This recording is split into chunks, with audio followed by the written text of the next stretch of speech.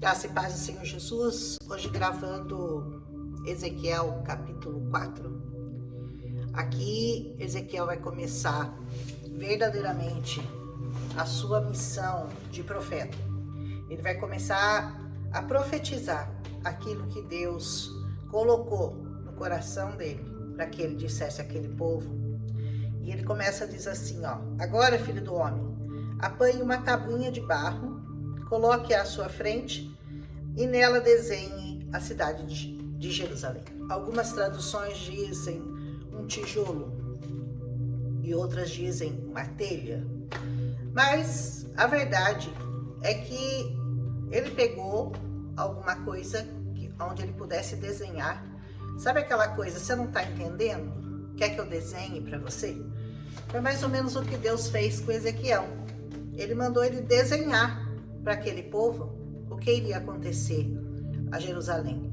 E como você se lembra, Jerusalém, o povo estava cativo na Babilônia. Então você imagina como deve ter sido duro para ele mostrar o que aconteceria com Jerusalém.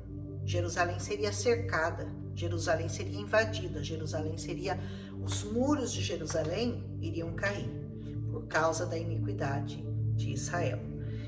Cerque-a, então, erga obras de cerco contra ela, ou seja, faz uma cerquinha em volta desse tijolo onde você desenhou Jerusalém. Construa uma rampa, essa rampa eram os acessos que o inimigo iria construir para ter acesso aos muros de Jerusalém. Monte acampamentos e ponha arietes ao redor dela. Arietes são escudos ao redor.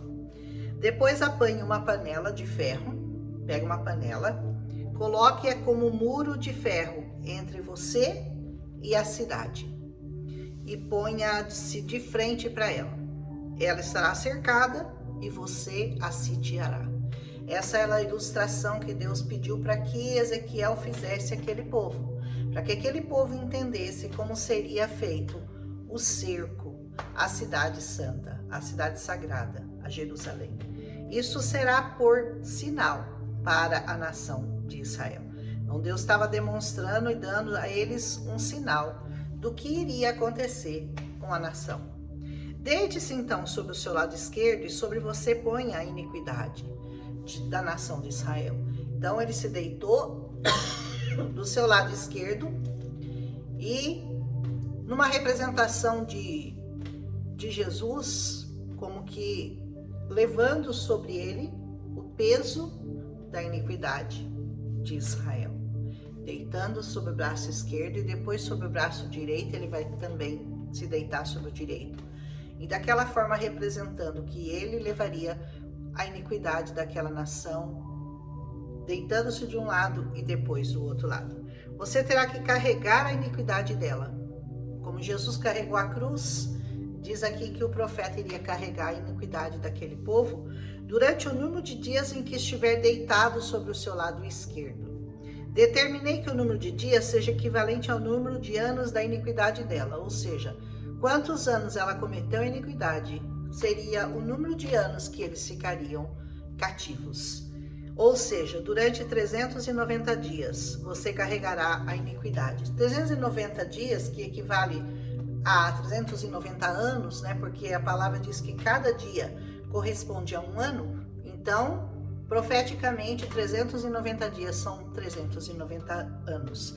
Esse é o tempo que Jeroboão havia se rebelado e as tribos haviam se separado desde o tempo de Jeroboão até chegar naqueles dias, né? Que ele se separou de Judá. Lembram que as tribos se separaram? Terminado esse prazo, deite-se sobre o seu lado direito. Então, 390 anos indicando os 390 anos do Jeroboão, da separação, e depois mais 40. Ele diz 40 dias, que significam 40 anos. Então, o total seria de 430 anos. E diz, olhe para o cerco de Jerusalém e com o braço desnudo. Lembra que em Isaías diz que Deus iria desnudar o braço dele? O braço de Deus é o Senhor Jesus. Aleluia. E profetize contra ela. Desnude o seu braço e profetize contra ela. Mesmo nessa situação, Deus mostrando que ele estava com a nação de Israel, mesmo estando profetizando contra ela. Vou amarrá-lo com cordas para que você não possa se virar de lado enquanto não cumprir os dias da sua aflição. Então, todos os dias, ele amarrado se deitava à frente daquele desenho, daquele cerco que ele havia desenhado, e ele ficou ali, 390 dias de um lado, do lado esquerdo, e depois mais 40 do outro lado, totalizando 430 anos, que foi o tempo exatamente em que Israel ficou subordinado aos gentios, ficou preso. Foi do ano de 597 até o ano de 167 a.C. Foi o tempo de domínio dos gentios sobre a nação de Israel, até que os macabeus se rebelaram. A gente vai chegar lá ainda, né? E depois ele vai falar: pegue trigo, cevada, feijão e lentilha, painço e espelta, que na verdade não haveria farinha suficiente para fazer o pão.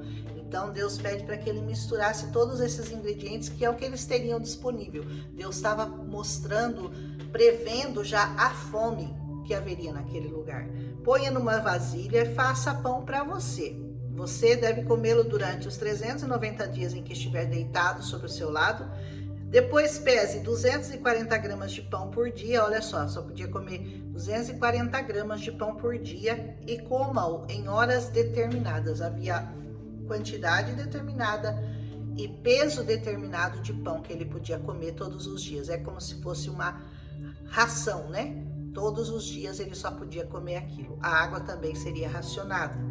Meça meio litro de água e beba em horas determinadas. Então era 250 gramas de pão por dia e meio litro de água por dia, o que é muito pouco para quem vive no deserto, mas é o que haveria para aquele povo que passaria fome durante aquele período do cerco.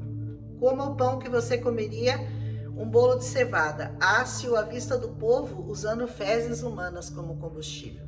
Aí quando chega nesse ponto que Deus diz para Ezequiel: você vai cozinhar o pão com fezes humanas, isso foi pesado demais para o profeta. Ele disse, e aí ele contestou, ele disse: Senhor, desse modo os israelitas comerão comida imunda entre as nações para onde eu os expulsar. Então eu disse: soberano Senhor. Ele vai clamar a Deus, né? Soberano Senhor, eu jamais me contaminei. Desde a minha infância até agora, eu jamais comi qualquer coisa que fosse achada morta. Os judeus não comem coisas que eles acham mortos, porque não sabem do que aquele animal morreu. Então, pode estar contaminado. Só os que eles matam, eles comem. Mas o que encontra morto, eles não comem. Ou que tivesse sido despedaçada por animais selvagens, eles também não comiam. Jamais entrou na minha boca qualquer coisa, qualquer carne impura. Foi a mesma inquisição ou o mesmo questionamento que o apóstolo Paulo fez quando ele teve a visão do lenço que descia, lembra? Com todos os animais da terra. E ele disse: eu nunca comi um animal imundo.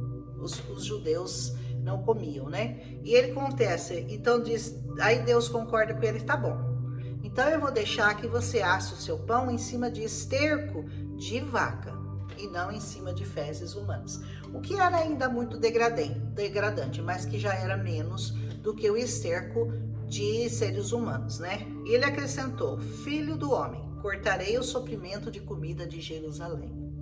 Não vai ter comida.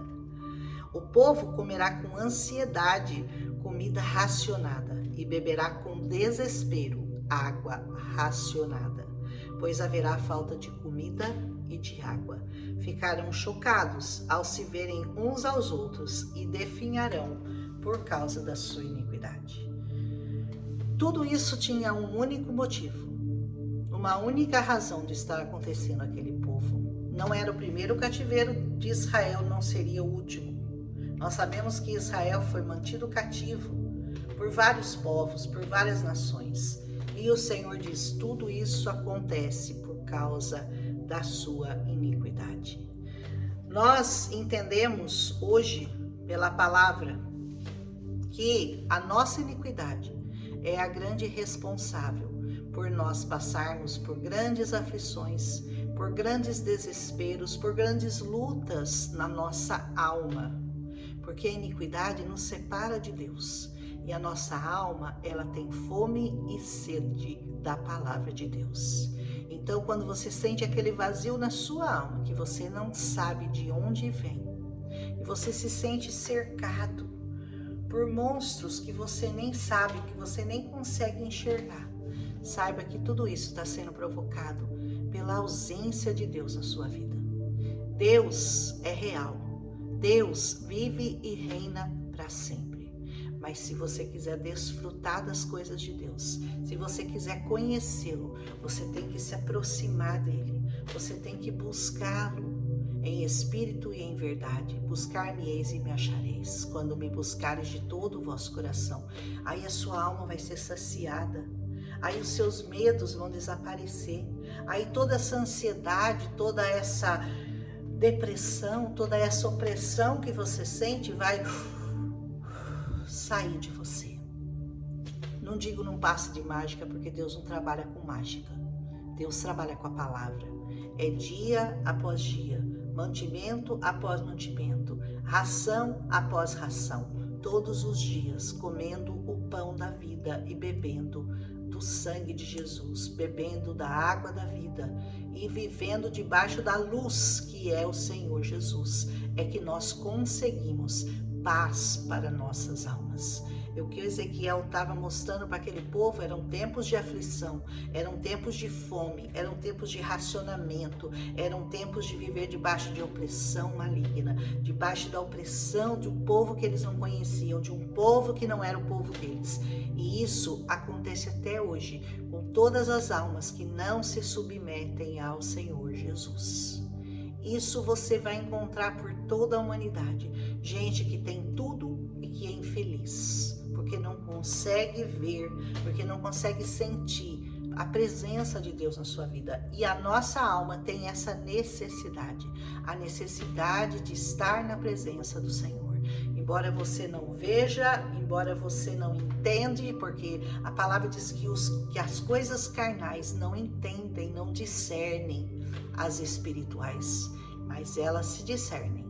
E você, saiba que você não é só esse corpo, você é alma, você é espírito, principalmente espírito, porque você nasceu do sopro do Espírito Santo, do Espírito de Deus. E aí a sua alma tem necessidade de algo que você não entende, de algo que é muito mais elevado do que o seu pensamento, do que aquilo que você possa compreender com a sua mente humana.